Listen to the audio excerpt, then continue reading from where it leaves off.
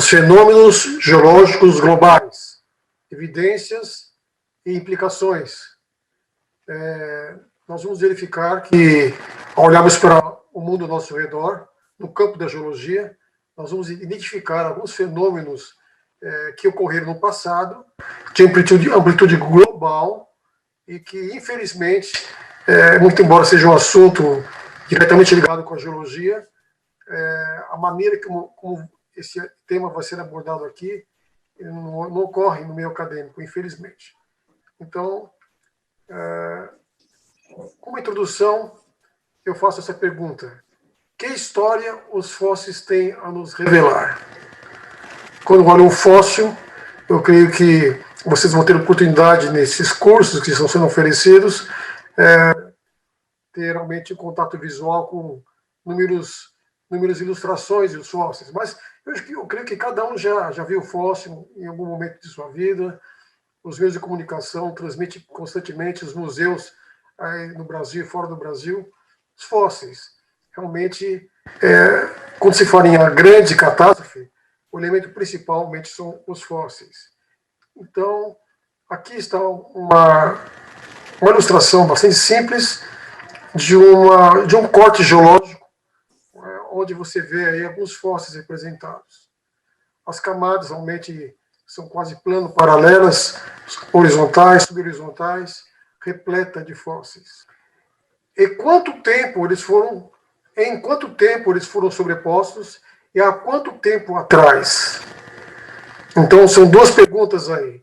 Ou seja, para a formação dessas camadas que nós estamos vendo aqui, as que estão mais embaixo, à medida que eu vou subindo na coluna geológica, eu vou encontrando fósseis diferentes. Aqui está a parte craniana de um dinossauro, e assim por diante, até chegar na superfície. E aqui, um ambiente, um ecossistema atual, onde realmente o homem está presente. E então a pergunta: durante quanto tempo essas camadas realmente foram formadas? E isso ocorreu há quanto tempo atrás? Então, para responder essas duas perguntas, em quanto tempo e há quanto tempo, eu vou dar dois exemplos aqui. Está travando aqui.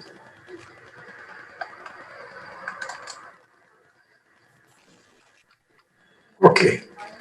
Aqui está um desses trabalhos.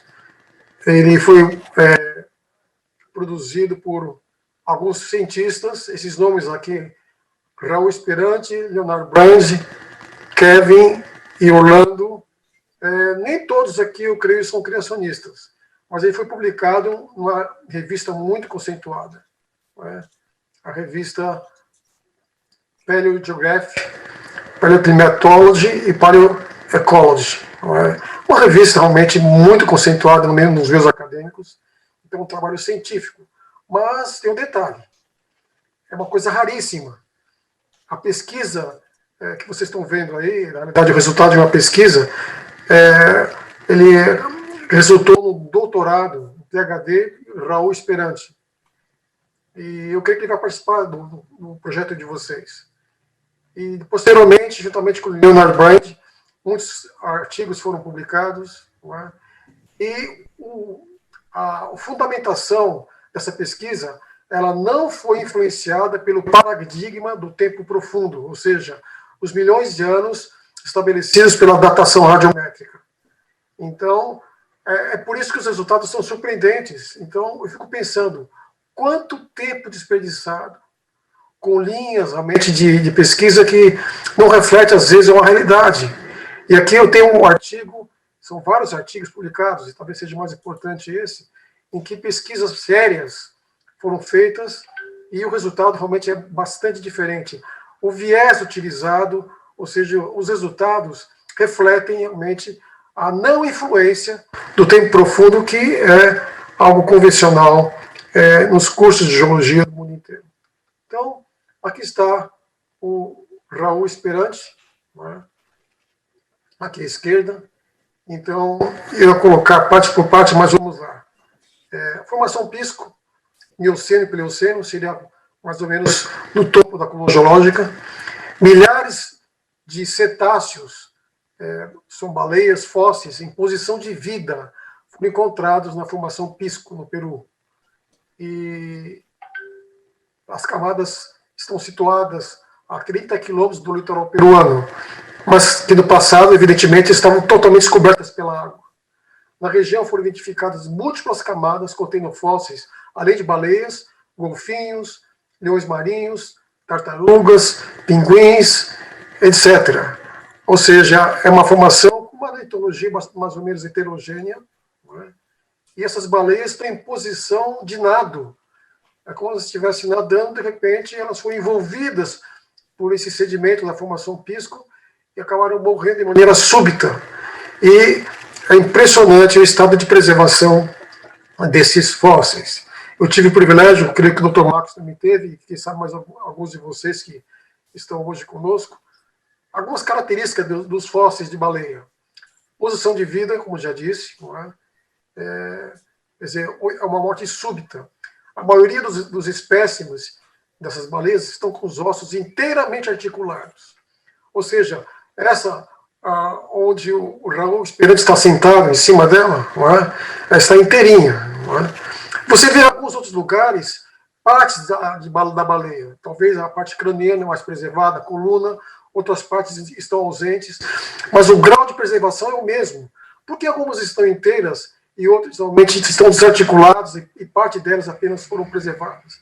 Evidentemente, no processo de transporte, atrito mútuo entre esses animais ou com outras partes do material sedimentar acabou desarticulando realmente as partes da baleia, mas o processo de morte e soterramento foi o mesmo. Não é? É interessante que não existe nenhuma evidência de danos causados por correntes marinhas. Ou seja, decomposição, perfuração ou necrofagia por invertebrados, preservação extraordinária das barbatanas, que são unidades filtradoras, ou seja, vamos demorar um pouquinho mais. Quando realmente uma baleia hoje morre em qualquer parte do mar, não é? Ela vai realmente, imediatamente quase, na medida que ela está ainda descendo para chegar no fundo do leito oceano, os necrófagos eles já vão realmente, os decompositores já rapidamente digerir toda a baleia. Finalmente, os ossos que sobram, eles são colonizados por outros invertebrados no fundo do oceano. Ou seja, essa baleia ela, foi soterrada de maneira tão rápida que não houve tempo dos parasitas alcançarem ela para realmente aproveitar essa grande quantidade de alimento. Não é? Então, não existe nenhuma sequer evidência de danos causados por correntes marinhas, nenhuma decomposição, nenhuma perfuração ou necrofagia por invertebrados. E as barbatanas, que são unidades filtradoras, ou seja, são baleias que filtram a água, não é? Como se fosse uma peneira, e os bichinhos, aí, os vertebrados e outros pequenos invertebrados marinhos, né? Eles são separados e, então, ela se alimenta desses restos. Né? Então, essas barbatanas, elas, quando a baleia morre, automaticamente elas são deslocadas da mandíbula da baleia, não é? E acabam realmente sendo consumidas. Então, é uma evidência fantástica, ou muitas evidências, de rápido soterramento. Aí embaixo, algumas características do material que envolve esses fósseis e foi o responsável realmente pela preservação desses fósseis. Então, a rocha hospedeira tem características realmente notáveis, espessuras de até 1.000 metros e uma área de milhares de quilômetros quadrados. E certamente, para obter esses seres fossilizados, as taxas de sedimentação foram muito altas, muito mais altas do que qualquer tipo de processo de sedimentação que ocorre hoje. Então, houve o soterramento e início da mineralização, porque esses animais estavam envolvidos por essa rocha. E juntamente com a água, então existe um processo de substituição da matéria orgânica das baleias por materiais minerais. Então, isso ocorreu certamente num curto intervalo de tempo geológico. Associando esses fatores, soterramento e início da fossilização, Raul Esperante diz que o tempo é horas, dias, semanas e meses.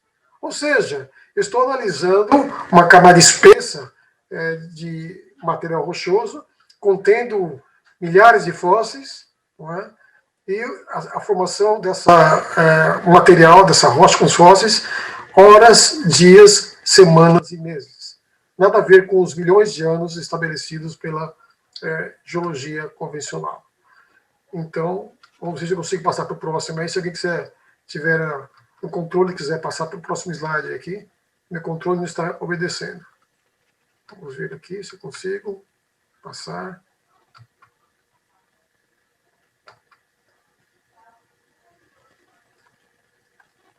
Muito bem, eu vou colocar algumas características daquilo que é esperado ao estudarmos as baleias de hoje, dos dias atuais. Até algo necessário, eu não estou conseguindo realmente ir para frente aqui. Está travado. Acho que o computador está lento aqui.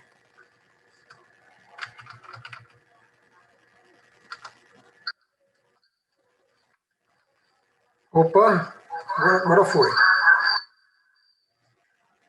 As baleias são mamíferos marinhos com alto conteúdo de gordura que respiram e nadam constantemente.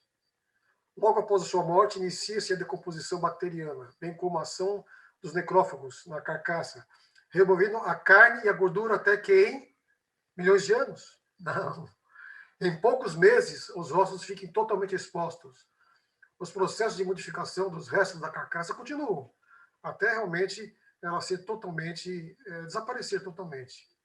Observações atuais de esqueletos de baleias localizados no solo oceano mostram que eles são colonizados por uma comunidade abundante e diversificada de invertebrados, como mariscos, caramujos, vermes, crustáceos, que se fixam nos ossos e também no solo oceânico adjacente. Eles escavam os sedimentos do solo em busca de nutrientes, que vazaram da carcaça e perfuram os ossos para se alimentarem da gordura. Naturalmente, em pouco tempo, os ossos estarão corroídos, desarticulados e, às vezes, deslocados pela ação de correntes marítimas, ou ainda dispersos pela ação das ondas e das tempestades. Ou seja, então, quando eu olho para essa realidade, eu vejo que o presente, as baleias de hoje, é uma chave para o passado, as baleias fósseis. Será que eu poderia dizer que o que eu vejo hoje, as baleias que eu vejo hoje, elas me ajudam a entender realmente o que ocorreu com essas baleias do passado? Sim e não. Ou seja, as circunstâncias que essas baleias morreram no passado, totalmente distintas das circunstâncias de hoje. O animal pode ser o mesmo, mas hoje realmente nós temos um ambiente de calmaria geológica, de modo geral, não é? Que não favorece a formação de espessas camadas sedimentares e muito menos seres no processo de fossilização. Então, alguma coisa diferente ocorreu no passado. O presente, tudo bem, eu consigo realmente ver baleias de hoje e comparar com essa baleia que está aqui em cima e perceber que é o mesmo, praticamente, animal. Mas a maneira como ele realmente morreu é bem diferente. Vamos ver, então, aqui se eu consigo ir para frente. Os slides estão travados. Vamos ver aqui.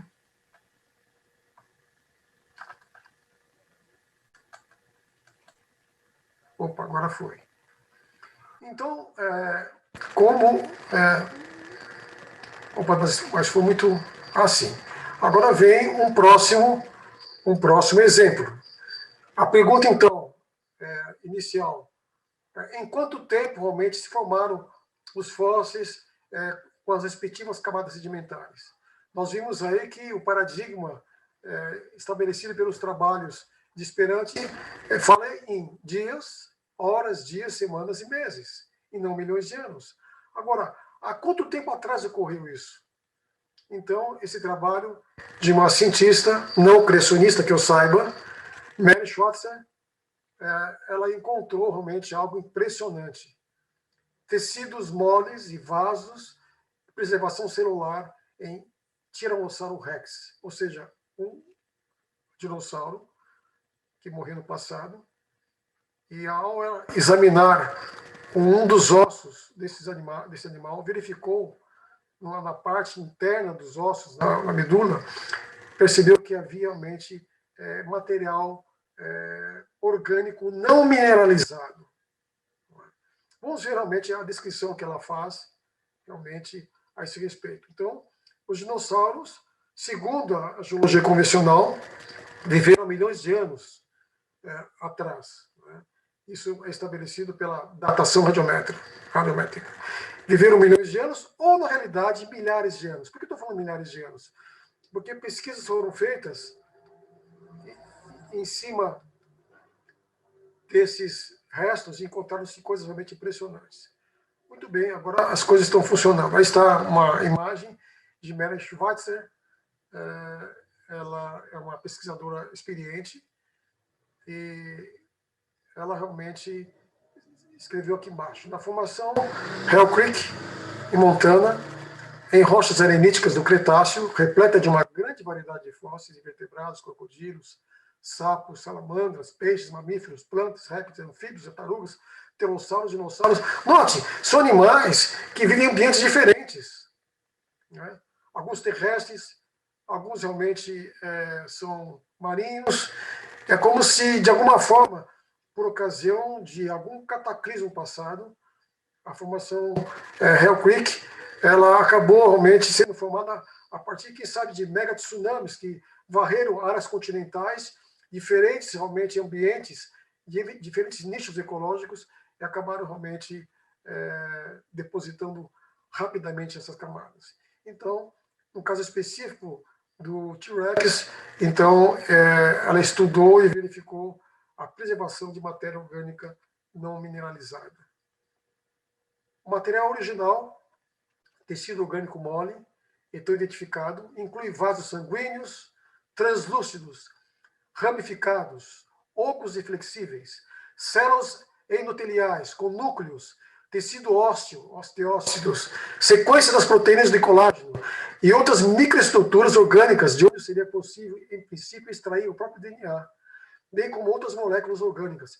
Isso trouxe realmente um impacto muito forte no meio acadêmico. Como um dinossauro com presumíveis 65 milhões de anos poderia realmente ter matéria orgânica preservada durante tanto tempo?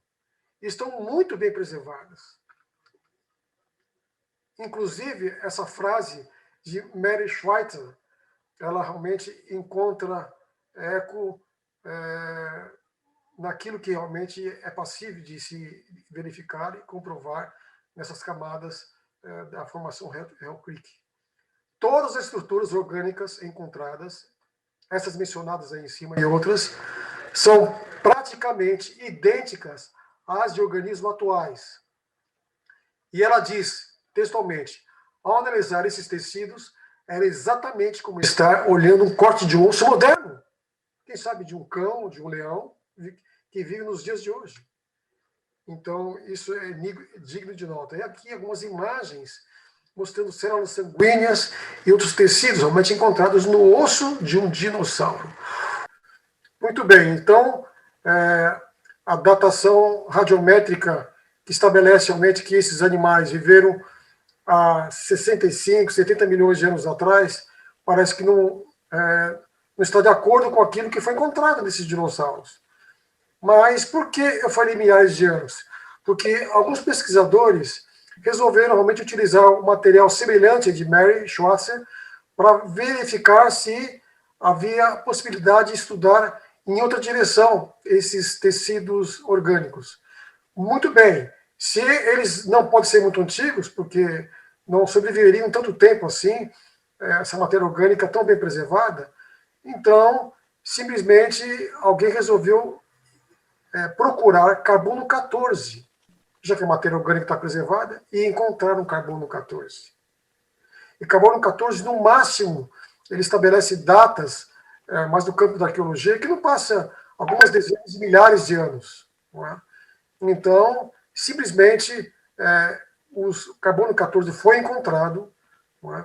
Já foi apresentado em eventos científicos, e isso mostra que não milhões de anos, mas milhares de anos esses fósseis deveriam ter. Então, aquela pergunta inicial, a coluna geológica contendo fósseis, demorou quanto tempo para realmente ocorrer a sobreposição, o soterramento de seres que posteriormente teriam sido fossilizados? Então, o paradigma não convencional, com dados científicos, e que aquele realmente que eu tenho estudado nos últimos 30, 40 anos, não milhões de anos, mas horas, dias, semanas e meses. Há quanto tempo atrás? Milhares de anos e não milhões de anos. Muito bem. Então, vamos agora, com base nesses dados, tentar identificar algo que ocorreu no passado, não é? Começando por aquilo que acabamos de apresentar. Não é? Eu tenho aqui, então, camadas sedimentares. Formação pisco são camadas sedimentares que ocorrem no Peru. Não é? E aqui eu tenho um mapa mostrando nas áreas em verde, que vocês estão vendo aqui, verde, e o azul, não é?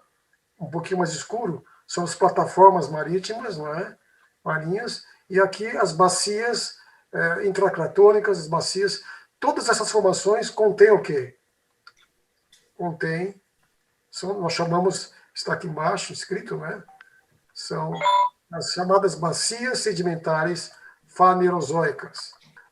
Verticalmente, nessas camadas aqui estão em verde e azul, vou encontrar realmente perfis parecidos com esses aqui. Alguns mais completos, outros menos. Em alguns lugares, a espessura dessas camadas com fósseis pode atingir mais de 10 mil metros, ou 10 quilômetros de espessura. Então, vocês estão vendo aqui esse mapa, na realidade, ele representa um vasto cemitério de seres que foram rapidamente soterrados e, com o tempo, depois, eles se transformaram em fósseis. Não é? Então, eu diria que eu tenho aqui uma distribuição global das camadas sedimentares com fósseis, chamadas camadas sedimentares fanerozoicas. Então, esse seria um fenômeno geológico global, porque essas camadas estão globalmente distribuídas. E no interior delas, eu vou encontrar, então, os fósseis, que representam um fenômeno geológico global 2, ou seja, de alguma forma, esses seres, antes de serem soterrados por essas camadas, eles foram vitimados, foram transportados e depois depositados. Então, estou lidando já com dois fenômenos geológicos globais, que são as bacias sedimentares fanerozoicas, é um, e o dois, eu tenho realmente os fósseis globalmente distribuídos. Eu já estou, então, analisando, com base naquilo que vimos, tanto nos Estados Unidos, na formação Hell Creek, como também no Peru, formação Pisco, e existem muitos outros exemplos, então eu tenho aqui reproduzido os dois fenômenos geológicos globais. Eu posso encontrar aquilo que encontrei em Hell Creek, aquilo que eu encontro na Pisco eu posso encontrar em outras partes do mundo. Muito bem, mas infelizmente não é essa a maneira como os geólogos trabalham. Então eu tenho aqui outras regiões que também são vastas, né, e contêm fósseis. Só que em vez de camadas assim, plano paralelo, você tem camadas dobradas. Formaram então essas camadas através de esforços tectônicos compressivos, os Andes, as Rochosas, os Alpes, Himalaia e outras cadeias aqui, por exemplo, no Alasca, se formaram de montanhas do mundo inteiro. Então, você vai verificar que as camadas aqui dobradas também contêm fósseis. Não é? Então, a distribuição global dessas grandes cadeias montanhosas também ela retrata possíveis realmente eventos que vitimaram muitos seres, ou seja, houve uma verdadeira mortandade em massa no passado. Não apenas uma, ou duas, ou três, mas global, né? Ocorreu através de vários episódios. Então, nessas grandes cordilheiras, até no topo delas, no Himalaia, vai encontrar alguns fósseis também, lá em cima. Isso não significa que as águas que realmente levaram esses invertebrados marinhos alcançaram o pico do Himalaia. Na verdade, as camadas que estão dobradas estão lá em cima do Himalaia, elas se formaram no nível do mar. Posteriormente foram dobradas e soerguidas, e hoje estão a milhares de metros de altura. Muito bem, então eu tenho aqui já 2 fenômenos geológicos globais, muito bem caracterizados. Né? Vamos para o 3, então. Distribuição global das rochas ígneas. É a minha área. Eu desenvolvi trabalhos científicos nessa área. Né? Então, apenas para ilustrar, para vocês verem aqui, ó, eu tenho esse bloco de diagrama, que os geólogos gostam muito desse bloco, ele sintetiza realmente alguns fenômenos que ocorreram no passado e alguns que nós observamos hoje. Então, vocês estão vendo aqui, camadas sedimentares, aqui, essa amarelinha em cima, aqui embaixo uma vermelhinha, marrom, uma bege, e são com várias cores. Essas camadas, elas... hoje não tem vídeo, eu teria alguns vídeos, mas não vou necessitar de vídeos não, ok? É apenas realmente uma imagem isso aqui, não seria um vídeo. Então, eu teria então aqui um material ígneo subindo e gerando vulcanismo. Não é? O material subindo são fissuras que se abrem, esse material acaba realmente preenchendo essas fissuras e sobe, parte dele acaba se infiltrando entre camadas, nós chamamos de sil, né, aqui, ou estilacólito. Então, às vezes, cortando as camadas sedimentares, ou intercalados com elas, eu vejo material ígneo. Isso ocorre globalmente. Quer ver? Vou mostrar para vocês. No próximo slide, fica claro a distribuição global das rochas ígneas. Essas manchas vermelhas que vocês estão vendo aí são rochas ígneas, basálticas, que ocorrem realmente globalmente.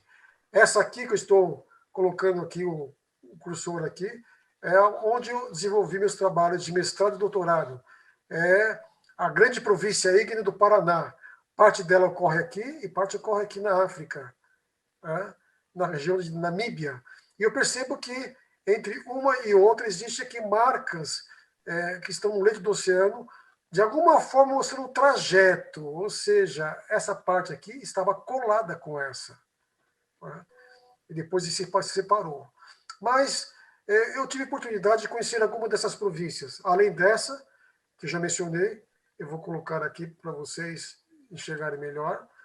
FSG significa Formação Serra Geral. Eu cheguei a resultados bastante surpreendentes. A sucessão de derrames que ocorre nessa formação são dezenas de derrames, numa área de mais ou menos 1.500.000 quilômetros quadrados, chegando a ter quase 2 quilômetros de espessura de material vulcânico basáltico. Isso não ocorre em nenhum lugar hoje no mundo. E eu cheguei à conclusão, isso está nos meus trabalhos que eu publiquei a partir da minha dissertação, de minha tese doutoral, dizendo que esses derrames se superpuseram de uma maneira muito rápida, não em milhões de anos, como diz a geologia. A geologia diz que essas formações rochosas de origem vulcânica se formaram em um tempo de 5 a 10 milhões de anos. Minhas conclusões me fizeram chegar de outra maneira, semanas e não milhões de anos. Mas existem outras regiões aqui. Grupo Rio Colômbia, eu reservei bastante espaço no meu doutorado para falar um pouquinho sobre o Grupo Rio Colômbia. São derrames que ocorrem na parte noroeste dos Estados Unidos, estão aqui em cima, não é? Derrames espessos e extensos também, e com a composição química, mineralógica, a textura, a estrutura, muito parecida com a formação Serra Geral, mostrando que o material, o mecanismo é o mesmo, mas existem outros aqui. Vamos ver outros aqui. Na Islândia, em 2017, eu estive na Islândia e verifiquei realmente que os derrames que ocorrem aqui, os processos de formação dessa grande província ígnea, são os mesmos que ocorreram aqui, no sul do Brasil, e os mesmos que ocorreram aqui nos Estados Unidos. Mas tem outras regiões que eu tive o privilégio de conhecer. Aqui em Galápagos, você tem realmente rochas vulcânicas basálticas, num processo muito violento no passado. Hoje você tem apenas o que ocorreu nos últimos, quem sabe, milhares de anos, né? Alguns picos. Mas a base dessas ilhas são grandes maciços de basalto que foram se acumulando a mais ou menos 3 quilômetros de profundidade no leito oceano, até atingir a superfície e gerarem as ilhas de Galápagos.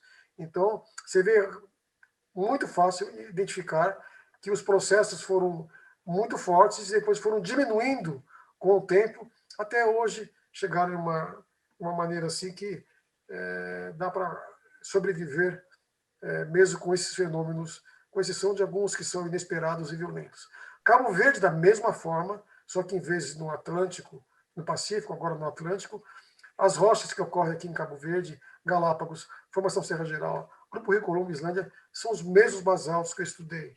Não é? Aqui em Guatemala também tem um vulcanismo muito forte, mais ligado à tectônica de placas. Eu conheci pessoalmente esse vulcão, o vulcão Pacaya, em erupção, em 1985. Aqui no Grupo Rio Colômbia, Grand Canyon, você tem também, junto com os sedimentos que formaram aquelas camadas extensas e espessas que vocês veem nas imagens, aqueles contatos plano-paralelos entre camadas de diferentes cores, né? Você tem intercalados grandes corpos de basalto. Então, eu tenho aí essas experiências pessoais que permitem inferir que o que ocorreu nessas 7 províncias provavelmente ocorreram também nas demais que estão aqui, em manchas muito maiores. Mas você vai ter uma surpresa. Essas manchas vermelhas são enormes. Só uma delas seria suficiente para gerar mortandade em quase toda a Terra. Mas existe uma mais poderosa ainda, que ocorreu na mesma ocasião. Ou seja, essas marcas deixadas mostram que essa é a realidade. Então, quando você vê essas manchas vermelhas, que são muito maiores do que essas que estão nas áreas continentais aqui, algumas inclusive nas áreas oceânicas, representam o quê? O produto de supererupções vulcânicas que ocorreram realmente nessa mesma ocasião. Então, essas supererupções vulcânicas saíram desses condutores aqui. São imensas fissuras. Esse aqui então seria um vulcãozinho linear de apenas 20 mil quilômetros, de onde saiu lava e ocupou toda essa área aqui. Ou seja, a crosta do Oceano Atlântico é formada por rochas vulcânicas. À medida que saía lava dessa fissura imensa, as partes se movimentavam. Essa parte para cá, essa parte para cá, chamada tectônica de placas. Então, nós vemos a crosta sendo fragmentada e se movimentando. Não é? Então, essas setas mostram o sentido de movimentação, né, a partir desses supervulcões, gerando supererupções vulcânicas. A Islândia aqui em cima está um pontinho, né, só tem alguns vulcões lá em erupção. Né? Talvez mais famoso dele é aquele que tem um nome complicado, Eyjafjallajökull. Então, já estive também nesse... Só que ele não se compara com aquilo que ocorreu aqui nessa região. E aqui, outras supercondutores, fissuras que conduziram lava, né? Somando esses vulcões lineares que ocorrem em toda a superfície da Terra, dá em torno de 70 mil quilômetros. É um vulcanismo que jamais ocorreu antes e depois dele. Ele realmente fica registrado na história como o único e provavelmente o último. Muito bem. Então, apenas uma ideia aqui para você, voltando aqui. Aqui eu tenho um continente sul-americano se afastando do continente africano e no lugar, realmente, essa fissura vai despejando lava, ocupando esse espaço, ao mesmo tempo que vai se movimentando. E aqui eu coloquei um desenho para realmente exemplificar isso. Não é? Eu tenho a placa sul-americana indo para a esquerda, a placa africana para a direita, e aqui realmente você tem a lava já em processo de solidificação em grandes áreas que hoje representam o assoalho dos oceanos. Né? Muito bem. Então, aqui eu tenho uma distribuição global das rochas ígneas. Então, seria um fenômeno geológico global 3, que eu coloquei em cima. Só que, junto com esse fenômeno, ocorre outro, simultâneo, né? Que é a tectônica de placas, ou seja, o Pangeia se fragmentou, as suas partes começaram a se movimentar, a se separar, ao mesmo tempo que esse vulcanismo global, não é, estava se desenvolvendo. Então, essa separação das placas tectônicas, fragmentação do Pangeia, nós chamamos de fenômeno geológico global 4. Então, eu tenho 4 fenômenos globais já, e vamos então rapidinho para o quinto fenômeno. Alguns dizem que o Pangeia foi fragmentado e as placas começaram a se separar devido a objetos extraterrestres que atingiram a Terra, ou seja, meteoritos enormes, monstruosos atingiram a Terra, fragmentaram o Pangeia e através das fissuras então formadas saiu grande quantidade de lava, ocupando realmente áreas enormes, né? Então, nós percebemos que existe uma distribuição global de crateras de impacto provocadas por aquilo que alguns cientistas chamam de o grande bombardeamento, né? Que acabou atingindo não somente a Terra, mas todo o sistema solar. Inclusive, a Lua está repleta de crateras de impacto. A Terra, eu vejo apenas algumas crateras. Aqui, nos Estados Unidos, parece que foi um alvo preferido dos meteoritos. Não. Austrália, Europa, não. É que esse pessoal aqui tem mais dinheiro. A geologia realmente tem mais recursos para encontrar essas marcas. Mas elas estão globalmente distribuídas. Muitas marcas de impactos meteoríticos foram apagadas pelo próprio processo de sedimentação, vulcanismo também. Mesmo assim, eu encontro muitas. Eu vou colocar rapidinho aqui algumas das principais dessas crateras. Aqui no Arizona, essa eu conheço pessoalmente, né? Na África, na Alemanha. No Brasil, a Araguainha tem 40 quilômetros de diâmetro. Eu vejo também, deixa eu afastar um pouquinho aqui para enxergar. O Canadá, eu tenho aqui também na Rússia, o Pigai, e o diâmetro delas realmente imenso. E, finalmente, eu tenho essa aqui da Austrália, com 300 quilômetros de diâmetro, essa cratera. Então, a Terra sofreu dezenas de milhares de impactos meteoríticos, mas processos de remodelação da crosta terrestre por água, camadas sedimentares, vulcanismo, acabaram apagando muitas dessas marcas.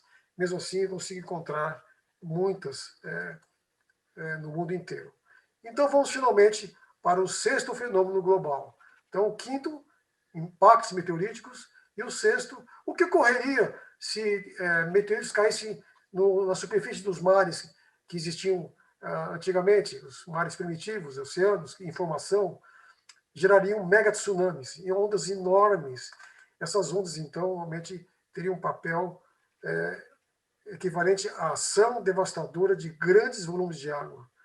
Mega tsunamis, então, se foram mobilizados devido ao impacto de meteoritos com a superfície dos mares e oceanos que existiam. Ondas gigantescas realmente, então, se formaram, com centenas de metros de altura, algumas até com quilômetros de altura, e essas ondas acabaram se movimentando rapidamente e acabaram atingindo as áreas continentais e removendo tudo pela frente.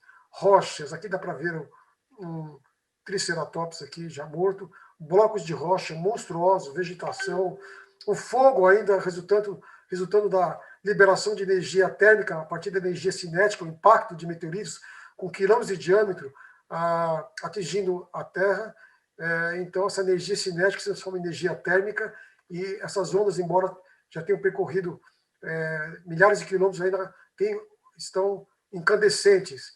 Então, imagine essa onda gigantesca se depositando nos continentes e de maneira seletiva, gerando camadas com rochas, contendo fósseis de plantas e animais. Então, ao você imaginar essas ondas se deslocando e depois, rapidamente, diminuindo de velocidade e ocorrendo a deposição, você não tem milhões de anos. É impossível milhões de anos para esse processo. Apenas horas, dias, semanas e eventos recorrentes como esse, então, meses. Esse realmente é o panorama que eu enxergo. Então, rapidinho, o tempo está correndo. Eu vou agora mostrar para vocês, como geólogo, como eu posso agrupar realmente esses 6 fenômenos geológicos globais para realmente um geólogo entender o que ocorreu no passado. Muito bem. Eu começo com os impactos de gigantescos meteoritos e cometas. Né? Isso gerou marcas que até hoje estão preservadas, são as crateras de impacto. Supererupções vulcânicas, vimos realmente como resultado dos impactos meteoríticos, quer dizer, uma coisa desencadeia a outra. E eu vejo, então, marcas deixadas por essas supererupções vulcânicas. São as grandes províncias ígneas, aquelas manchas vermelhas que eu mostrei para vocês, e mais ainda, aquelas 3 manchas enormes, os assoalhos oceânicos do Índico, Pacífico e Atlântico. O mesmo impacto meteorítico, então, gera a fragmentação da crosta e tectônica de placas. E quando eu vejo os atuais eventos extraordinários, como vulcanismo, terremotos e tsunamis, eu posso ter uma ideia do que isso, como isso provocou vulcanismo muito mais violento, terremotos muito mais de magnitude maior e tsunamis muito maiores do que os de hoje. Então, quando eu olho hoje aqui para os eventos atuais ligados à tectônica de placas, que se movimentam um pouquinho ainda lentamente, no passado foi muito mais rápido, então é como se isso aqui fosse um eco, são ecos do que ocorreu no passado, ou seja, esse terceiro fenômeno global. Então, ele também teria gerado a água saindo das fissuras, porque antes de sair lava basáltica, grandes quantidades de água também são liberadas por aquelas fissuras. Então, percebam que esses 3 fenômenos acabam gerando, ou seja, o quarto, que seria a ação devastadora de grandes volumes de água. Então, quando eu vejo as atuais tempestades, inundações e ciclones, eu posso ter uma pálida ideia do que ocorreu no passado. Alguns dizem que os cometas foram os primeiros a atingir a Terra. Eles vêm antes, normalmente, dos meteoritos. Então, cometas atingiram a Terra e liberando grande quantidade de água, e outros, realmente, modelos, por exemplo, alguns creem que os fósseis mostram que havia um clima muito mais favorável à vida no passado. Então, considera a possibilidade de a atmosfera ter uma porcentagem maior de vapor d'água do que no passado. E essa camada de vapor d'água, então, teria se precipitado também. Então, de alguma forma, vários fatores levaram para que a Terra fosse totalmente remodelada por gigantescas ondas ou mega tsunamis. Então, toda essa água em movimento acabou, evidentemente, gerando intensos e extensos fenômenos de erosão, transporte e sedimentação. Por sua vez, formaram, então, bacias sedimentares, fanerozoicas e grandes vales erosivos depois da grande catástrofe. E, considerando a tectônica de placas aqui, eu tenho, então, dobramentos das camadas sedimentares, que hoje são as grandes cordilheiras. Aqui o termo geológico para as grandes cordilheiras é cinturões orogênicos. Muito bem, então, simplesmente, agora eu vou perceber que todos esses 5 fenômenos acabam resultando no pior de todos. O quinto, o quarto, o terceiro, o segundo e o primeiro geraram o pior dos efeitos, a maior tragédia ambiental da Terra, que ocorreu nessa ocasião. Ou seja, e alguns outros fatores, mudanças climáticas bruscas, ciclones, como já mencionei, e outros fenômenos que podem ter ocorrido na ocasião, geraram mortandade em massa e rápido soterramento.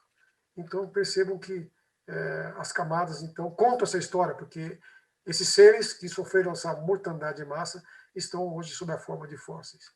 Muito bem, então está o registro fóssil como evidências de que tudo isso ocorreu no passado. Então, quando eu vejo esse quadro aqui, fica claro que existe relações de causa e efeito. Não é?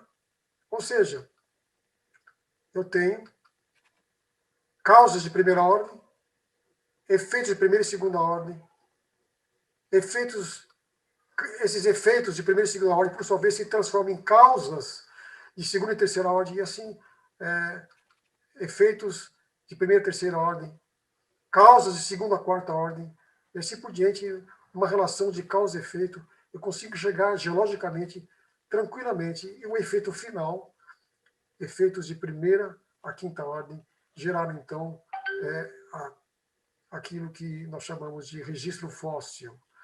Então, eu já disse das marcas. Vamos tornar isso melhor.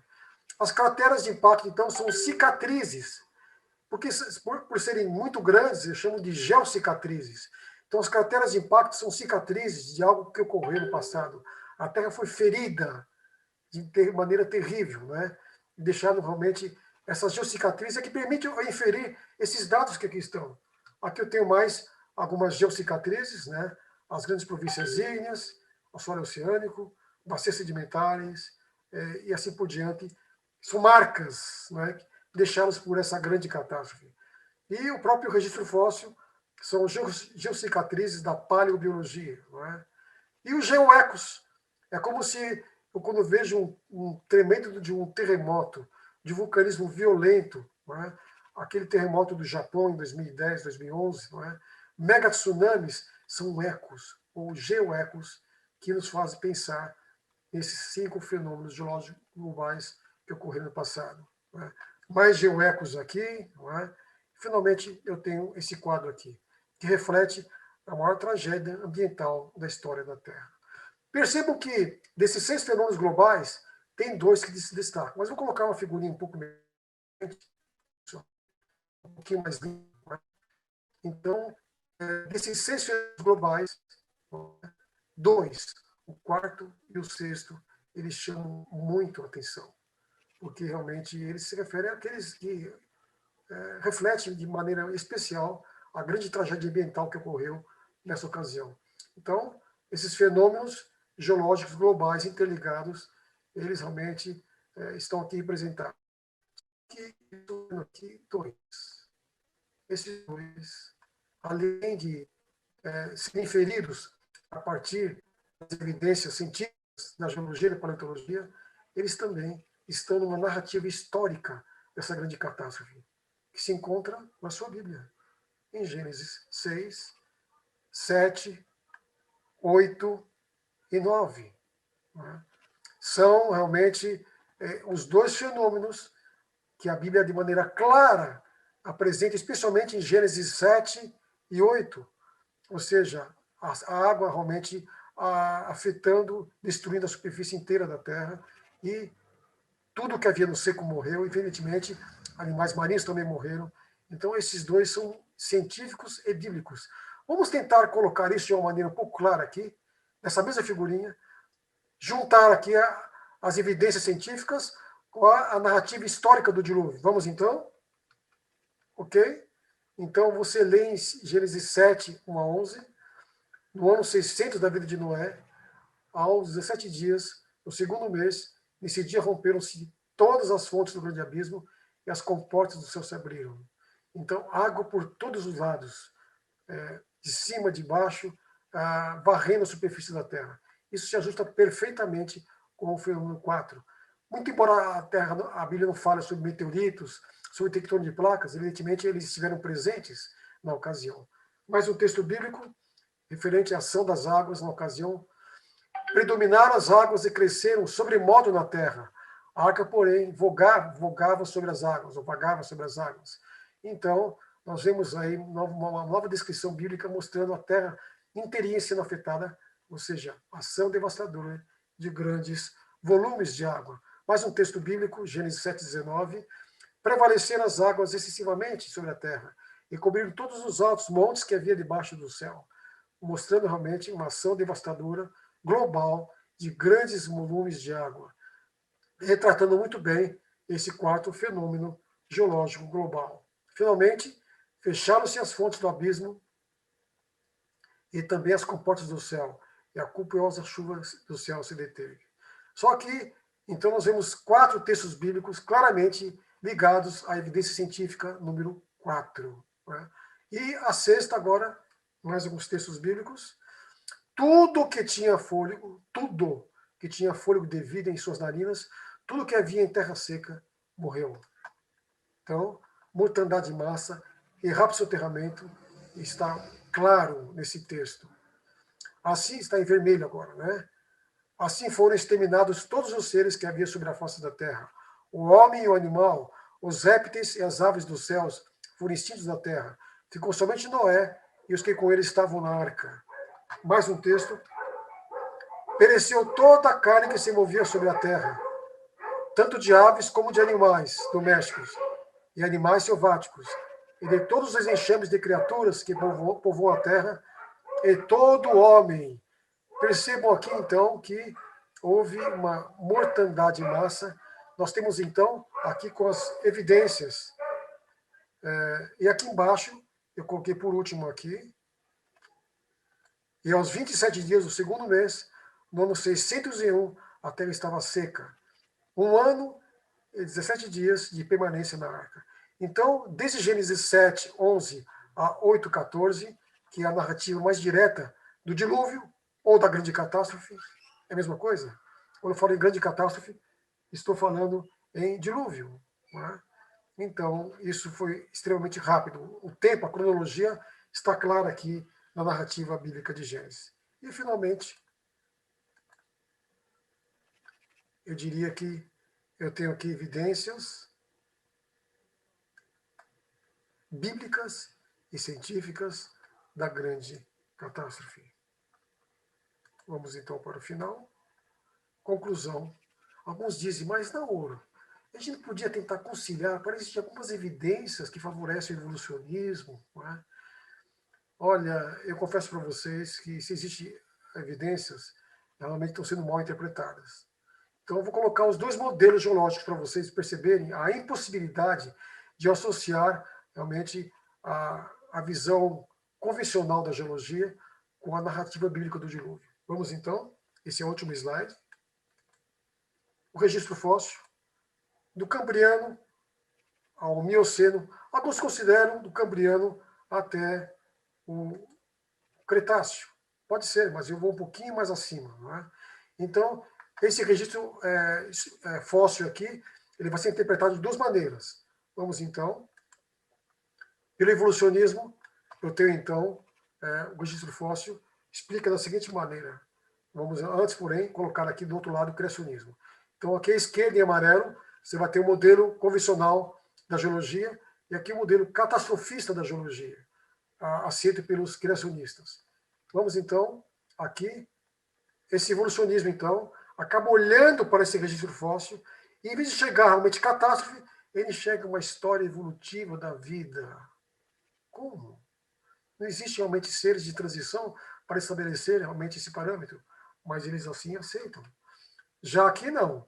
Aqui eu tenho, em vez de história evolutiva da vida, eu tenho vítimas da grande extinção em massa, ou vítimas da grande catástrofe, ou melhor, vítimas do dilúvio. Então, vamos ver então o próximo aqui, da visão evolucionista. Então, esses seres aqui no registro fóssil representariam etapas de lenta e gradual evolução durante centenas de milhões de anos. Já no modelo criacionista, ou catastrofista, esses mesmos fósseis representam níveis de rápido e contínuo soterramento, bem diferentes. Finalmente, aqui, o tempo geológico, o tempo profundo, diz que esses fósseis se desenvolveram, se formaram num período de centenas de milhões de anos. Já na visão criacionista, meses. Olhem só, você acha possível conciliar um com o outro? O que há de semelhante no amarelo e no azul? Nada. Os fatos são os mesmos, estão aqui no centro, mas interpretações totalmente distintas. Não dá para conciliar. O evolucionismo teísta não faz sentido. Por quê? Porque nós sabemos, isso é bíblico, ninguém pode servir a dois senhores.